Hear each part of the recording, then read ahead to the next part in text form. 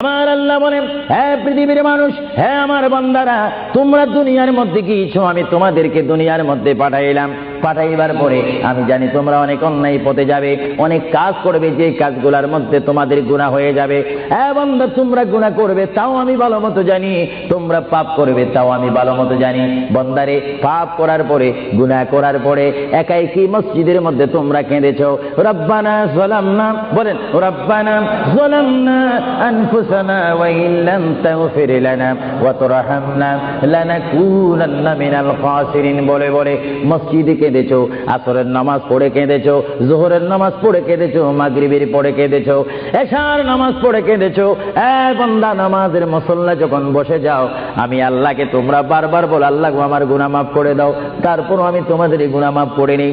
তারপরও তোমরা নিশি রাত্রে, মানুষ যখন ঘুমে যায়, তোমার বিবি যখন ঘুম যায়, তোমার ছেলে যখন ঘুম যায়, তুমি নিশি রাত্রে ঠান্ডা পানি দিয়ে ওযু বানিয়ে নামাজের মুসল্লায় বসে তুমি আবার যখন ডাক দাও, রব্বুল আলামিন, পৃথিবীর কোনো মানুষ আমার গুনাহ সম্পর্কে জানে না, তুমি আমার গুনাহ সম্পর্কে জানো। আমি এমন গুনাহ করেছি আমার বিবি জানে না, বিবি গুনাহ করেছে আমি জানি না। আল্লাহ, তুমি সব কিচ্ছু জানো। হে আমার প্রভু, তুমি আমাকে মাফ করে দাও। আমার আল্লাহ বলে, তারপরও যদি তোমাদেরকে আমি মাফ না করি, তারপরও বান্দা, তোমরা আমার রহমতের দরজা থেকে ফিরে যাইও না। আমি তোমাদেরকে হুকুম দিচ্ছি, ওয়ালাউ আন্নাহুম ইয যালামু আনফুসাহুম জাউকা, বান্দারে, যদি গুনাহ করে ফেলো, আমার রহমত থেকে মুখ ফিরে তুমি চলে যাইও না। বান্দা, আকাশ পরিমাণ যদি গুনাহ করো, পাতাল পরিমাণ যদি গুনাহ করো, সাগরের পানি পরিমাণ যদি গুনাহ করো, পাহাড় তুলনায় যদি তুমি গুনাহ করো, আমার দরবার থেকে তুমি নিরাশ হইও না। বান্দা, আমি তোমাকে একটি রাস্তা পাঠাই দিচ্ছি, একটি পথ তোমাকে আমি দেখাই দিচ্ছি। সেই পথটি কোন পথ তোমরা জানো?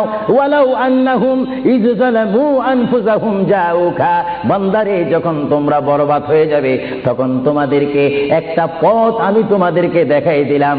সেই পথটির নাম হচ্ছে আমার রাসূলের মদিনা। জোরে বলেন সুবহানাল্লাহ। বান্দা, আমার নবীর দরবারে গিয়ে কেঁদে কেঁদে তোমরা বলো, ইয়া রাসূলুল্লাহ, ইয়া হাবিবাল্লাহ, আয়া আকা, ইয়া রাসূলুল্লাহ। আল্লাহ কোরআনে বলেছে, ওয়ালাউ আন্নাহুম ইয যালামু আনফুসাহুম জাউকা ফাস্তাগফিরুল্লাহ ওয়াস্তাগফার লাহুমুর রাসূল। আল্লাহ বলেছে, হে বান্দা, তোমরা ডানে না গিয়ে, বামে না গিয়ে, পিছে না গিয়ে, তোমরা সরাসরি আমার নবীর কদমে চলে যাও। আমার নবীর কদমে গিয়ে আমি আল্লাহর দরবারে তোমরা তওবা করো। তওবা করতে করতে তোমাদের চোখের পানি যখন বাইর হয়ে যাবে, আর ওই মুহূর্তে যদি আমার বন্ধু যদি তোমাদের জন্য আমার দরবারে সুপারিশ করে, আমি আল্লাহ তোমাদেরকে ওয়াদা দিয়ে দিলাম, গ্যারান্টি দিয়ে দিলাম, আমার রাসূল যদি তোমাদের জন্য আমার দরবারে সুপারিশ করে, সঙ্গে সঙ্গে বান্দা, তোমার অতীতের জীবনের কবিরা সগীরা গুনাহ মাফ করে দেব। জোরে বলেন সুবহানাল্লাহ। আরো জোরে বলেন সুবহানাল্লাহ। আমার আপনার গুনাহ মাফ করার জন্য রাসূলুল্লাহর দরবারে যাওয়ার দরকার আছে কিনা? চিৎকার জীবন আছে কিনা?